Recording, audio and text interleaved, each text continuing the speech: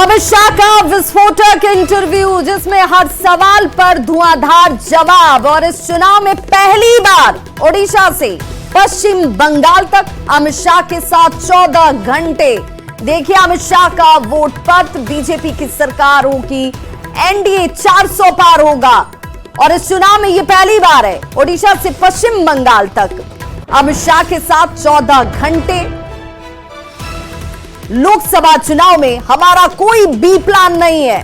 लोगों के बारे में नहीं पता वो क्या बोल रहे हैं। कांग्रेस ने लोकतंत्र को भयंकर कुठाराघात दिए हैं। और लोकसभा चुनाव में हमारा कोई भी प्लान नहीं, लोगों के बारे में नहीं पता कि लोग क्या कहते हैं। कांग्रेस ने लोकतंत्र को भयंकर कुठाराघात दिया है। प्रियंका जी की दादी ने आपातकाल लगाया था। कांग्रेस की वजह से देश में लोकतंत्र नहीं है।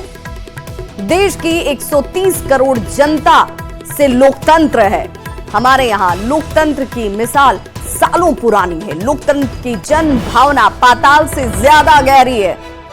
लोकतंत्र की अवधारणा कोई बदल नहीं सकता है। तो अमित शाह का यह विस्फोटक इंटरव्यू और कुछ ही क्षणों में तमाम सवालों के जवाब भी आपके सामने होंगे। हर सवाल का धुआंधार जवाब अमित शाह की तरफ से। गृहमंत्री ने सीधे तौर पर कहा कि कोई बी प्लान नहीं, लोकसभा चुनाव को लेकर कोई बी प्लान नहीं। लोग क्या कहते हैं इससे कोई मतलब नहीं। प्रियंका जी की दादी ने किस तरीके से देश में स्थिति बनाई थी, यह सबको पता है।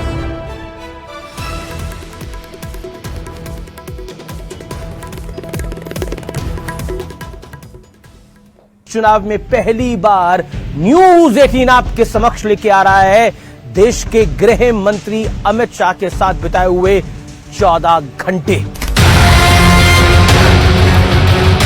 और इस समय हम पहुंच चुके हैं संबलपुर झारसुगुड़ा से और गृह मंत्री अमित शाह धर्मेंद्र प्रधान की सभा में यहां से जाएंगे और एक मंदिर के भी दर्शन करेंगे।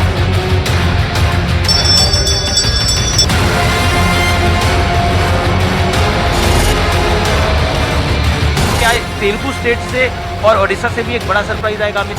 आंध्र प्रदेश में हमारी एनडीए की सरकार बनने जा रही है। उड़ीसा में भी हम पूर्ण बहुमत के साथ सरकार बनाएंगे, इसमें कोई किंतु परंतु नहीं है। क्या आपको लगता है संदेश खली एक बड़ा टर्निंग पॉइंट रहा बंगाल के इलेक्शन का? एक महिला मुख्यमंत्री के नाक के नीचे सालों तक धर्म के आधार पर महिलाओं का शोषण होता रहा, इससे ज्यादा शर्मनाक बात तो हो ही नहीं सकती। नमस्कार व्यूअर्स, मैं हूं अमीश देवगन और आज इस समय मैं मौजूद हूं ग्राउंड जीरो पर और मैं मौजूद हूं ओडिशा में। और ओडिशा से हम जाएंगे पश्चिम बंगाल की तरफ। यानी कुल मिलाकर आज का पूरा दिन ग्राउंड जीरो पर मैं रहूंगा। लेकिन आज मेरे साथ कौन रहेगा ग्राउंड जीरो पर? इस चुनाव में पहली बार न्यूज 18 आपके समक्ष लेके आ रहा है देश के गृह मंत्री अमित शाह के साथ बिताए हुए 14 घंटे। जानने और समझने की कोशिश करेंगे कि उनकी चुनावी रणनीति क्या है, उनकी चुनावी रणनीति क्या है और क्यों उन्हें लगता है कि बीजेपी का नंबर इस बार 300 के पार यानी 350 के इर्द गिर्द हो सकता है, या फिर 5 चरण के चुनाव के बाद उन्होंने अपने एस्टिमेट को कुछ कम या फिर बढ़ाया है। तो आज पूरा दिन गृह मंत्री अमित शाह के साथ हम बिताएंगे ओडिशा से लेकर बंगाल तक और फिर उनके साथ विस्तार से बातचीत भी करेंगे। तो आज का ये कार्यक्रम, आज का ये एडिशन वोट पथ का बहुत बहुत इंपॉर्टेंट है न्यूज 18 पर।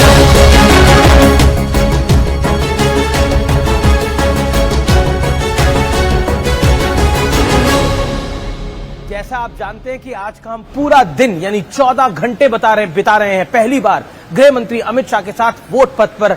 अमित शाह किस तरह से अपनी प्लानिंग और एग्जीक्यूशन करते हैं वो जानने और समझने की कोशिश करेंगे। इस समय मैं मौजूद हूं ओडिशा के झारसुगुड़ा में और झारसुगुड़ा से हम जाएंगे संबलपुर, जो कि धर्मेंद्र प्रधान यानी केंद्रीय मंत्री धर्मेंद्र प्रधान की कॉन्स्टिट्यूएंसी है।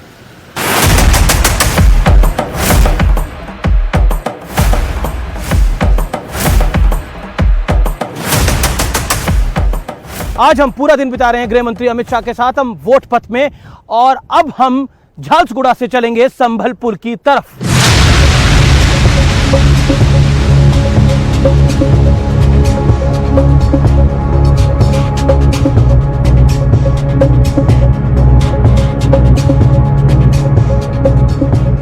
हम पहुंच चुके हैं संबलपुर झारसुगुड़ा से और गृह मंत्री अमित शाह धर्मेंद्र प्रधान की सभा में यहां से जाएंगे और एक मंदिर के भी दर्शन करेंगे।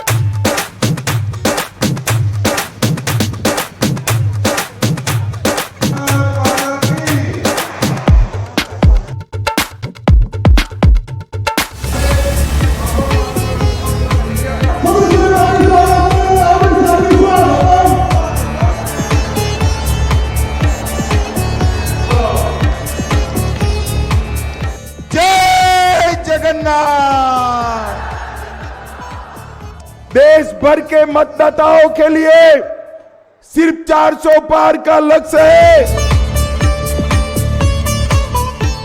व्यूअर्स, जैसे आप जानते हैं आज हम 14 घंटे बिता रहे हैं गृह मंत्री अमित शाह के साथ। हम पहुंच गए संबलपुर, केंद्रीय मंत्री धर्मेंद्र प्रधान की कॉन्स्टिट्यूएंसी है और गृह मंत्री अमित शाह ने अपने भाषण की शुरुआत प्रभु जगन्नाथ को प्रणाम करके और साथ ही साथ जय श्री राम के नारे के साथ किया है। गृह मंत्री अमित शाह यहाँ पर कह रहे हैं कि 5 चरण में नरेंद्र मोदी 310 पार कर चुके हैं। अयोध्या में राम मंदिर बनना चाहिए था या नहीं बनना चाहिए? इस में भाजपा सरकार बनाओगे? जय श्री राम, जय जय श्री राम।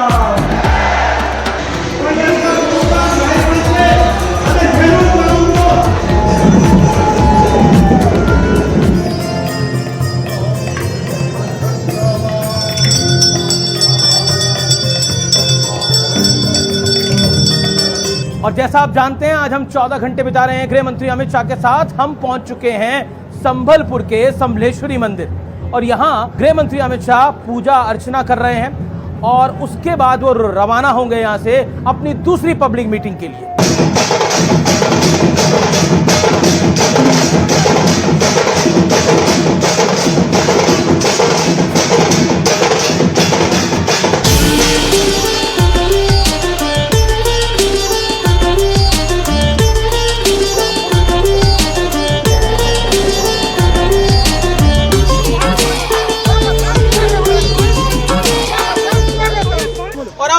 हम पहुंच चुके हैं क्योजर में, जहां पर अमित शाह एक और जनसभा को संबोधित करेंगे। आज हम 14 घंटे यानी पूरा दिन बिता रहे हैं गृह मंत्री अमित शाह के साथ।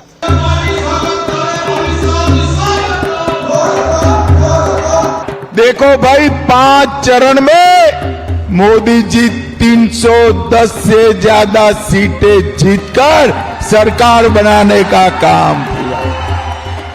अब छठे और 7वें चरण में 400 पार कराना है, 400 पार कराना है। और व्यूअर्स, इस समय हम क्योजर की जनसभा में हैं जहां पर गृह मंत्री अमित शाह अपना संबोधन दे रहे हैं और की बात वो करते हैं और दूसरी तरफ अमित शाह इस अपने संबोधन में ऊपर और नीचे यानी राज्य में बीजेपी की सरकार और केंद्र में मोदी की सरकार की बात करते हैं और कहते हैं डबल इंजन की सरकार ओडिशा को आगे लेके जाएगी।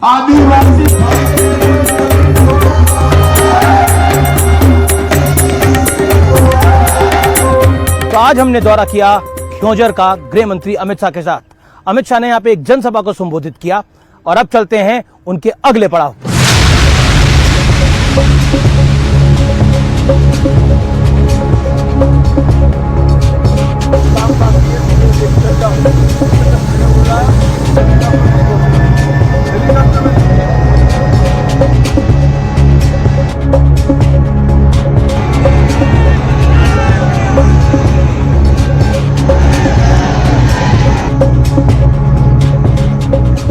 और अब हम पहुंच चुके हैं ढेंकनाल डिस्ट्रिक्ट में और इसके कमाख्यानगर टाउन में हम मौजूद हैं।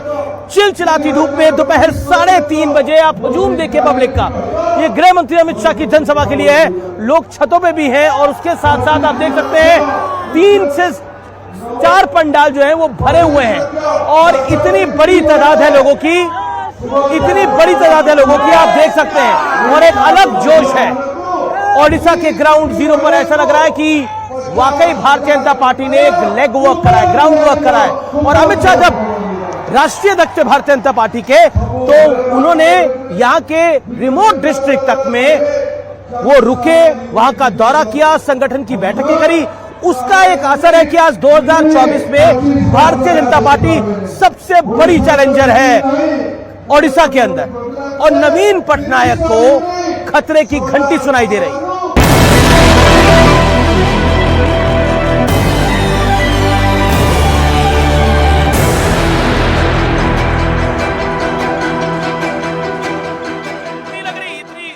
लगना तय है 2026 में हम भाजपा का सरकार ओडिशा में करेंगे और वो तमिल को यहाँ से निकाल कर फेंक देंगे और लहराएंगे। जय श्री राम।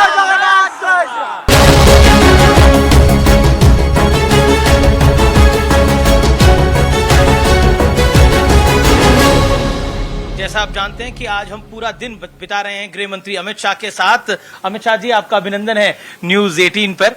प्रचंड गर्मी है और आप 150 से ज्यादा रैली और रोड शो कर चुके हैं। माहौल क्या दिख रहा है देश का? देखिए, पूरे देश का माहौल मैं 5 चरण में और उसके 2 महीने पहले से लगातार घूम रहा हूं। पूरे देश ने एक मन बना लिया है कि इस देश का सुकान, इस देश का पूरा सरकार चलाने का जिम्मा फिर से एक बार, तीसरी बार नरेंद्र मोदी जी के हाथ में देना है, फिर से प्रधानमंत्री बनाना है। लेकिन क्या इस बारी भारतीय जनता पार्टी को मेहनत ज्यादा करनी पड़ रही है? आपकी रैलियां भी ज्यादा हैं, प्रधानमंत्री के कार्यक्रम भी ज्यादा हैं, आपके रोड शो भी ज्यादा हैं, प्रधानमंत्री के भी ज्यादा हैं। इसके पीछे कारण? ज्यादा नहीं है, हर बार जितने ही है। और आपको जो दिख रहा है उसका एक अलग कारण है। हम इस बार बंगाल, उड़ीसा, तेलंगाना, आंध्र प्रदेश, तमिलनाडु और केरल, जो भारतीय जनता पार्टी के लिए विजय की दृष्टि से थोड़े अनछुए क्षेत्र थे, वहां पर इस बार हमें सफलता मिल रही। तो स्वाभाविक रूप से जब क्षेत्र बड़ा होता है तो रीच भी बढ़ानी पड़ती है। तो मुझे तो बहुत अच्छा लग रहा है कि एक क्षेत्र है जो मैं अध्यक्ष था, तब हम लोगों ने सब शुरुआत करा था संगठन बनाने का। मोदी जी की लोकप्रियता का प्रभाव ही है कि आज वहां पर कमल खिल रहा है। मैं यहाँ के कार्यकर्ताओं से बात कर रहा था, वो कह रहे थे कि आप यहाँ पर बाय रोड ट्रैवल करते थे इस इलाके के अंदर, और 10 साल में अब आप नवीन बाबू को चैलेंज कर रहे हैं। देखिए, मैंने 14 से 19 में उड़ीसा के 15 जिले बाय रोड और होटल में रहे बगैर कार्यकर्ताओं के साथ बिताए। मैं कई बार आया हूँ एक मजबूत नींव के आधार पर, और मोदी जी की जो लोकप्रियता है वो लोकप्रियता को एनकैश कर पाए, इस प्रकार का संगठन बाद में नड्डा जी ने टेक ओवर किया। तो इस प्रकार का संगठन जो बना है वो मुझे तो बड़ा आनंद है कि आज मोदी जी पर जो उड़िया जनता का भरोसा है, तेलुगु जनता का जो भरोसा है, वो देखकर मन में बहुत बहुत आनंद होता है। क्या आपको लगता है, क्योंकि आपने तेलुगु जनता की बात करी, तेलुगु स्टेट्स, ओडिशा, क्या आपको लगता है इस बारी भारतीय जनता पार्टी यहाँ एक बड़ा सरप्राइज देने वाली है? प्रधानमंत्री ने मेरे साक्षात्कार में भी बोला एक बड़ा सरप्राइज आएगा दक्षिण भारत से। क्या तेलुगु स्टेट से और ओडिशा से भी एक बड़ा सरप्राइज आएगा अमित जी? कोई सरप्राइज नहीं है, अब सर्वविदित है, मतदान हो चुका है तेलुगु स्टेट्स में। आंध्र प्रदेश में हमारी एनडीए की सरकार बनने जा रही है। उड़ीसा में भी हम पूर्ण बहुमत के साथ सरकार बनाएंगे, इसमें कोई किंतु परंतु नहीं है। और 17 सीटें लोकसभा की भारतीय जनता पार्टी जीत रही है। जी, पहले कुछ चरणों में मतदान कम हुआ, 5 चरण अब लगभग समाप्त हो गए हैं, मतदान थोड़ा कम दिख रहा है। क्या उसका इम्पैक्ट पड़ेगा? क्योंकि एक नैरेटिव बिल्डिंग हुई, उसका नुकसान भारतीय जनता पार्टी को पहुंच रहा है, ऐसा विपक्ष कह रहा है। नुकसान वगैरह तो कोई नहीं पहुंचता है। शुरुआत में मैं भी चिंतित था जी, जब इसको दूर से देखते थे। जब मेरा चुनाव पैक हुआ जी, मेरे खुद की कॉन्स्टिट्यूएंसी का, तब मालूम पड़ा कि कांग्रेस का वोटर निकल ही नहीं रहा है। लो मतदान का अगर कोई एक कारण है तो इंडी अलायंस के समर्थक में घोर निराशा है। वो मानकर चल रहे हैं मोदी जी प्रधानमंत्री बनने जा रहे हैं, हमें नहीं देना है। तो भारतीय जनता पार्टी की सीटें भी बढ़ेगी और मार्जिन भी बड़े होंगे। आप देखना, हम 400 पार करने जा रहे हैं। जी, चुनाव से पहले बीजेपी और बीजेडी के अलायंस की बात थी, वो अलायंस नहीं हुआ, और बीजेडी ने केंद्र की सरकार में भारतीय जनता पार्टी का कई मुद्दों पर साथ दिया। लेकिन अब तो आप नवीन बाबू को बाय बाय करने की, यानी मुख्यमंत्री के तौर पे हटाने की बात कर रहे हैं। देखिए, हमारा और बीजू जनता दल का कभी भी अलायंस नहीं रहा। अलायंस कुछ पत्रकारों ने बना दिया और कुछ नवीन बाबू के कैंप से अफवाहें फैलती थी। नवीन बाबू ने हमें हमेशा इश्यू बेस्ड समर्थन दिया है और इश्यू बेस्ड समर्थन तो कोई भी दे सकता है, क्योंकि अंततोगत्वा पॉलिटिक्स में किसके सामने चुनाव लड़े हैं इसको ध्यान में रखकर अपना मत या अपना पक्ष तय नहीं करते। इश्यू देश के भले में है या भले में नहीं है इसके आधार पर करना चाहिए। और मैं मानता हूं कि ओडिशा विकास की रेस में काफी पिछड़ चुका है। यहां पर एक प्रकार की स्टैग्नेंसी आई हुई है, बाबूशाही चल रही है, अफसर राज कर रहे हैं और ओडिया जनता ओडिया प्राइड के लिए एकजुट और लामबंद होकर खड़ी है। जी, मेरा अगला सवाल है कि प्रधानमंत्री नरेंद्र मोदी हो, आप जगन्नाथ मंदिर की चाबियों की बात करते हैं, खासतौर पर जो रत्न भंडार है उसकी बात करते हैं। क्या आपको लगता है कि वो विषय ओडिशा की जनता में, और क्योंकि इस विषय का इम्पैक्ट जो है वो पूरी देश की जनता पर भी है, क्या कहना चाह रहे हैं आप लोग? मैं यही कहना चाहता हूं, सिर्फ उड़ीसा नहीं, उड़ीसा में तो इसका सबसे ज्यादा असर है ही है, दिखाई भी पड़ता है, मगर जगन्नाथ महाप्रभु का भक्त पूरे देश भर में दुनिया भर में फैला हुआ है और सालों से, हजारों सालों से, न जाने कितने सालों से ये मंदिर सबके मन में श्रद्धा का केंद्र रहा है। इसके रत्न भंडार की चाबियां गुम होना, डुप्लीकेट चाबियां बनना और जांच आयोग बैठने के बाद जांच आयोग की रिपोर्ट को सार्वजनिक न करना, ढेर सारे सवाल जनता के मन में खड़े हुए हैं। हमने हमारे घोषणा पत्र में कहा है कि हमारी सरकार बनने के एक ही महीने में हम ये जांच रिपोर्ट को सार्वजनिक करेंगे और रिजर्व बैंक ऑफ इंडिया से इसका वैल्यूएशन कराकर सार्वजनिक करेंगे। जी, क्या आपको लगता है जो नवीन पटनायक भगवान जगन्नाथ के मुद्दे पर अब आपको घेर रहे हैं आपके एक नेता के बयान पर, उसको आप किस तरह से देखते हैं? देखिए, आप थोड़ा दबदबा कर पूछ रहे हैं। संदीप पात्रा जी का बयान ये जुबान फिसलने का क्लासिक केस है। इन्होंने 25 जगह बाइट दिया, सब जगह कहा कि नरेंद्र मोदी जी प्रभु जगन्नाथ के अनन्य भक्त हैं। एक जगह जुबान फिसल गई। फिर भी सुबह मेरी संदीप पात्रा से बात हुई, फोन पर वो रो रहे थे, बड़ा पछतावा था। इन्होंने कहा कि साहब मैं 3 दिन तक उपवास करने वाला हूं और 3 दिन के बाद प्रभु जगन्नाथ का क्षमा मांगूंगा, मुझसे बड़ी गलती हो गई है। कोई व्यक्ति मन से जब पछतावा करता है और माफी मांगता है तो मैं नहीं मानता जगन्नाथ के दरबार में उसको माफी नहीं मिलेगी जी। और इसका एक गलती का परिमार्जन केवल और केवल जगन्नाथ ही कर सकते हैं, नवीन बाबू की पार्टी नहीं कर सकती। जी, राहुल गांधी ने खटाखट गरीबी हटाने की बात कही थी, इसको आप किस तरह से देखते हैं? क्या आपको लगता है ये एक पॉलिटिकल स्टेटमेंट है चुनावों के मौसम में? नहीं, पॉलिटिकल स्टेटमेंट नहीं है, सिर्फ खटाखट की व्याख्या मैं कर देता हूँ। इंदिरा गांधी जी ने गरीबी हटाओ का नारा दिया था 70 के दशक में जी। और हम है 2024 में, तो उनकी खटाखट की ये व्याख्या है। इंदिरा गांधी जी ने जो नारा दिया था वो अभी उनका पोता पूरा करने की बात कर रहे हैं। भाई, आपके नारों पर कौन विश्वास करेगा, जबकि मोदी जी ने करोड़ों गरीबों के जीवन स्तर को उठाने का काम किया।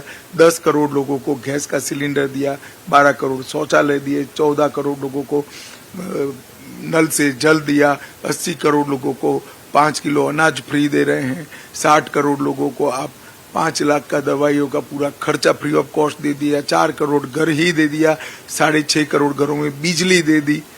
ये खटाखट होता है। इनकी खटाखट की व्याख्या 5 दशक लंबी है, हमारी खटाखट की व्याख्या 10 साल की है और अगले 5 साल में 100% सैचुरेशन आएगा। जी, तो गृह मंत्री अमित शाह के साथ आज हम पूरा दिन बिता रहे हैं, समझने की कोशिश कर रहे हैं कि उनके माइंड में कौन सा नंबर चल रहा है, वो भी हम आपको आगे बताएंगे। आप देखते रहिए हमारा ये वोट पथ गृह मंत्री अमित शाह के साथ।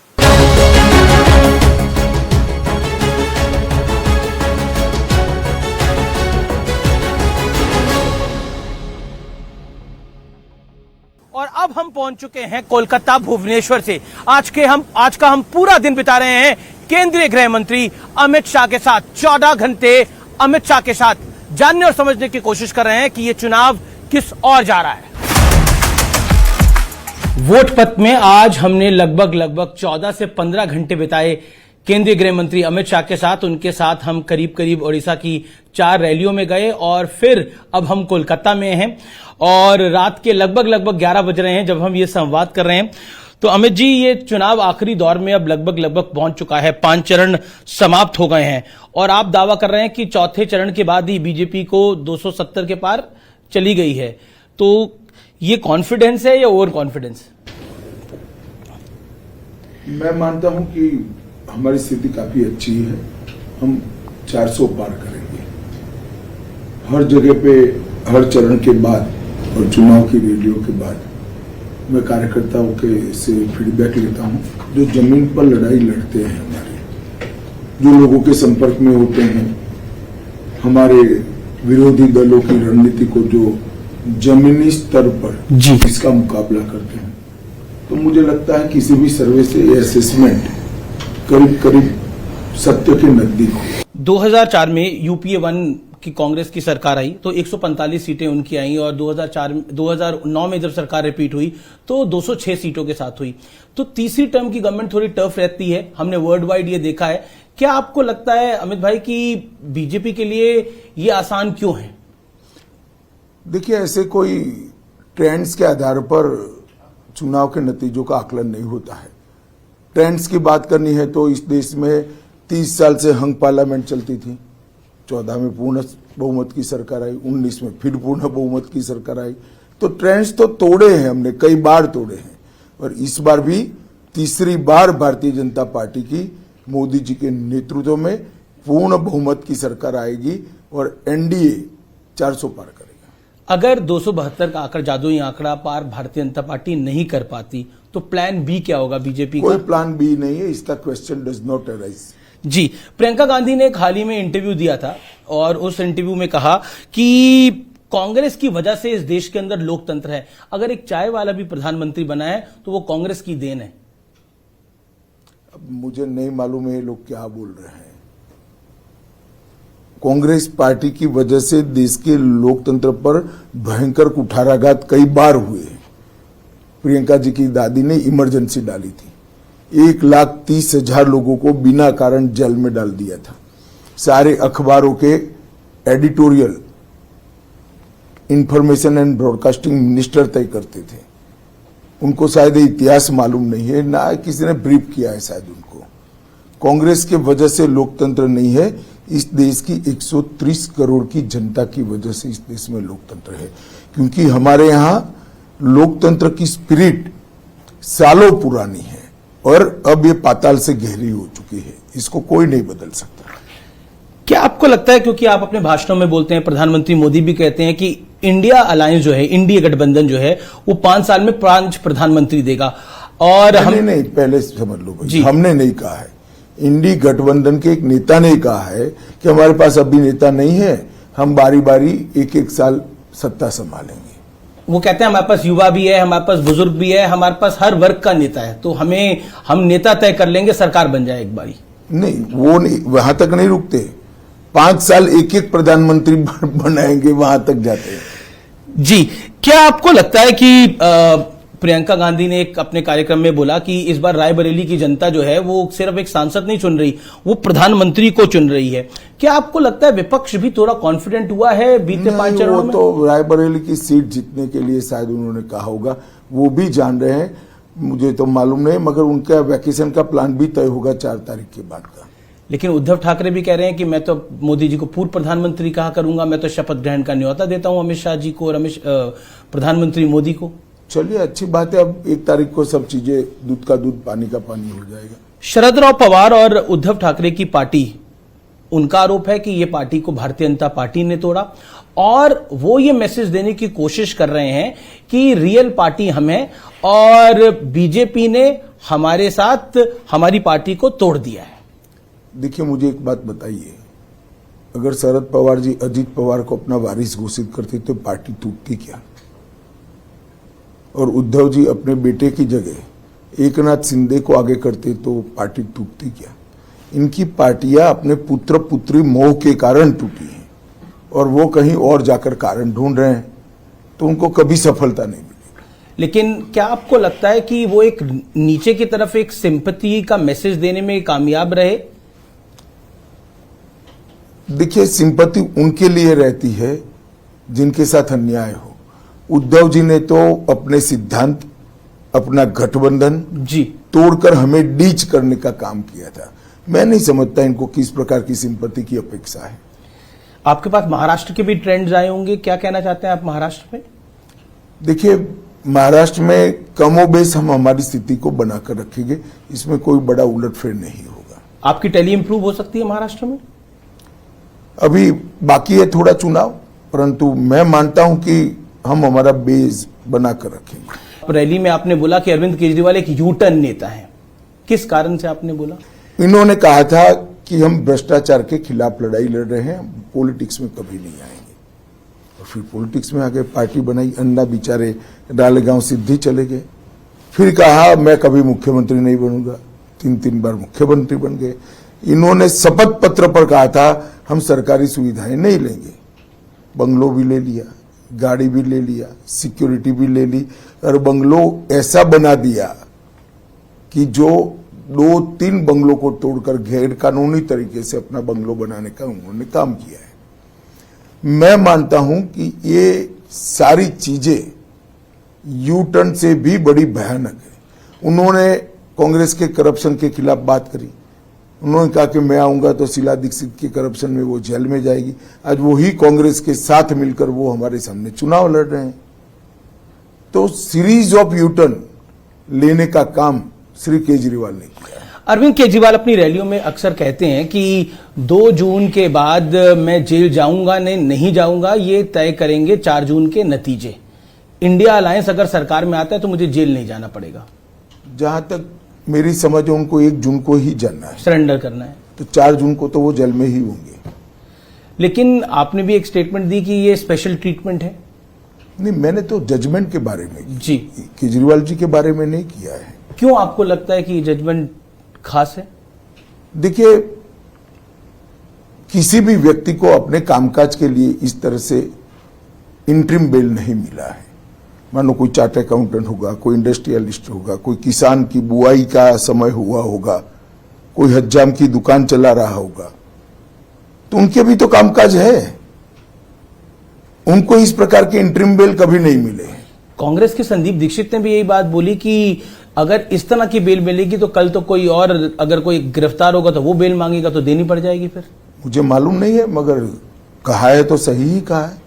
मेरा अगला आपसे सवाल है, क्या आपको लगता है कि कांग्रेस और आम आदमी पार्टी का गठबंधन दिल्ली में खास तौर पर, क्योंकि अब उसमें वोटिंग होनी है, वहां आपको दिक्कत? हम 7 की 7 सीटें जीतेंगे। कहीं देखो अमित जी, जहां एक पार्टी का शेयर 50% से ज्यादा हो जाता है जी, तब सामने कितनी पार्टियां एकत्रित हो जाती इसका कोई महत्व नहीं रहता।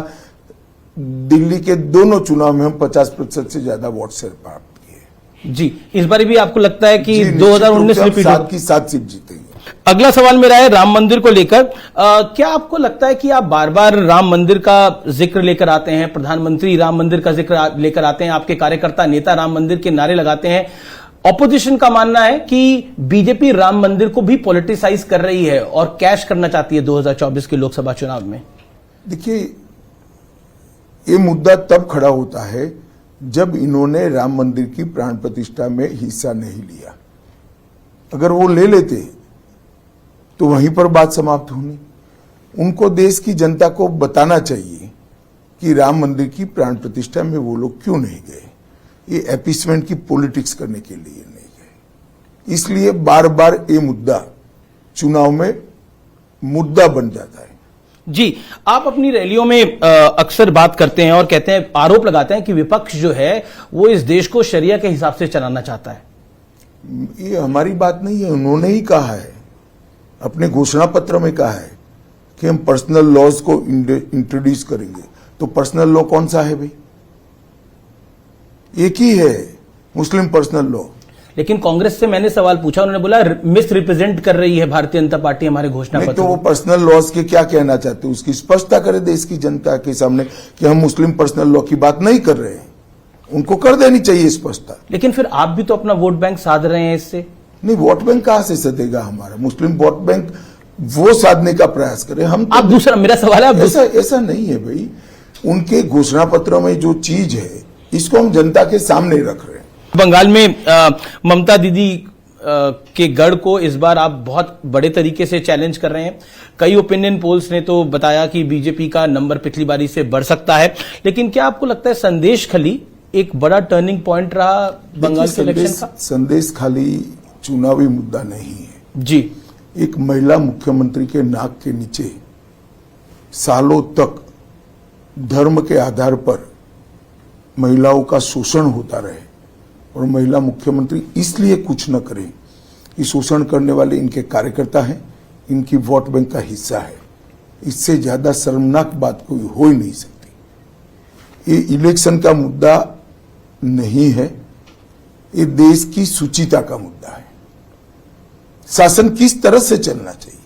आपकी वोट बैंक को एड्रेस करने के लिए महिलाओं का आप शोषण करने दोगे? हम निश्चित रूप से इस मुद्दे को इलेक्शन के समय में भी और इलेक्शन के बाद भी बंगाल की जनता के बीच में ले जाएंगे। अक्सर आप बंगाल में अपनी रैलियों में ममता बनर्जी का जो नारा है मां माटी मानुष, उसको आप बदलते हैं और कहते हैं कि अब मुल्ला मदरसा और माफिया की खातिरदारी हो रही है। क्यों? एक बंगाल के युवा ने मुझे भेजा था जी, मेरे पास व्हाट्सएप मैंने सेव कर रखा है जी। तो ये तो जनता की फीलिंग है। क्या आपको लगता है कि सीए के नाम पर, क्योंकि आप देश की गृह मंत्री भी है, सीए के नाम पर इस देश के एक बड़े तबके को, अल्पसंख्यकों को डराया जा रहा है? बंगाल में कहा जा रहा है कि अमित शाह अगर जीत गया, यानी बंगाल में अगर भारतीय जनता पार्टी जीत गई तो सीए लागू होगा और चुन चुन के निकाला जाएगा। सीए वैसे भी लागू होगा और सीए किसी को निकालने का कानून है ही नहीं। सीए भारत सरकार का कानून है, देश की संसद ने पारित किया है और पूरे देश में वो अप्लाई हो रहा है। आज हम आपके साथ ओडिशा में थे, आपकी कई जनसभाएं हुई, भारी भरी धूप में भी काफी जनता जनार्दन थी वहां पर। एक मुद्दा जो कि भारतीय जनता पार्टी वहां पर उठा रही है वो है कि ओडिशा में ऑफिसर वर्सेस पॉलिटिशियन को मुद्दा बना रही है। क्या आपको ऑफिसर से समस्या है? मुझे कोई समस्या नहीं है। उड़िया जनता के अंदर ये समस्या है जी कि उड़ीसा पर तमिलनाडु से आए हुए ऑफिसर कैसे शासन कर सकते हैं, एज अ अफसर नहीं, as a politician, as a मुख्यमंत्री। और वहां पर जनता में उड़िया प्राइड का मुद्दा बना हुआ है। अब उड़ीसा की जनता ने तय करना है। हम तो जनता की आवाज को रिप्रेजेंट कर रहे हैं। और उड़ीसा में को लेकर आप कितने कॉन्फिडेंट हैं? विधानसभा इलेक्शन भी है, उधर लोकसभा इलेक्शन भी है, सीटों का नंबर?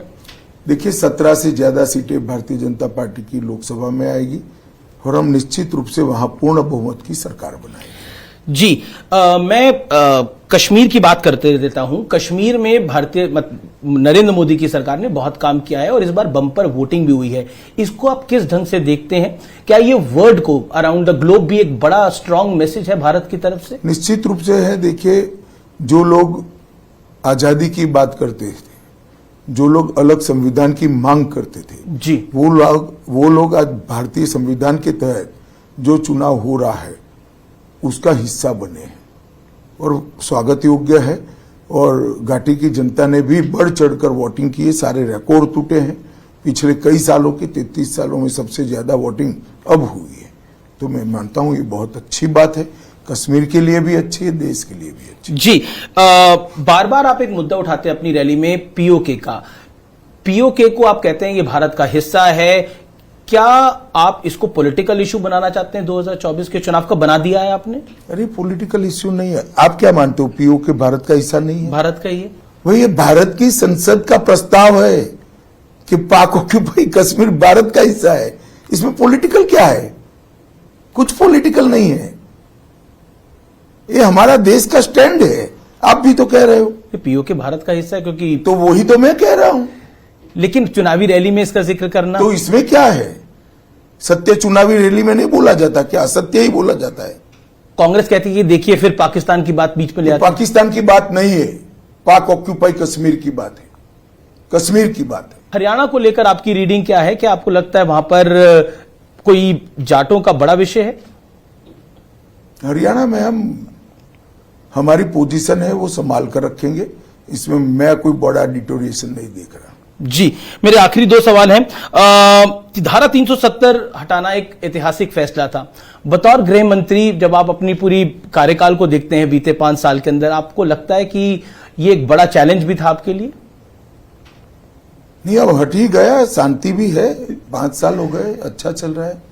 जी, इस चुनाव में आपको हमने कई चुनावों में देखा, लेकिन अमित शाह, लेकिन इस बार आपको आपके जो चाहने वाले हैं, आपको जो पसंद करते हैं, वो अमित काका के रूप में भी जानने लग गए। तो क्या कहना चाहते हैं आप? ये मैं रैलियों में भी देख रहा था आज। अच्छा लगता है, युवा बच्चे इस तरह से पुकारते हैं तो। जी, अमित शाह जी, फाइनल नंबर आपका क्या है? हम 400 पार करेंगे। और बीजेपी का नंबर क्या होगा? बीजेपी का नंबर अभी 7वें चरण के बाद ही असेसमेंट आ पाएगा, परंतु हम निश्चित रूप से 400 पार कर रहे हैं। अमित शाह जी, आपने हमें अपना वक्त दिया, आज पूरा दिन हमने आपके साथ बिताया, इसके लिए आपका बहुत बहुत धन्यवाद। और उम्मीद करते हैं कि लोकतंत्र के इस महापर्व में आपको कामयाबी मिले। धन्यवाद। धन्यवाद।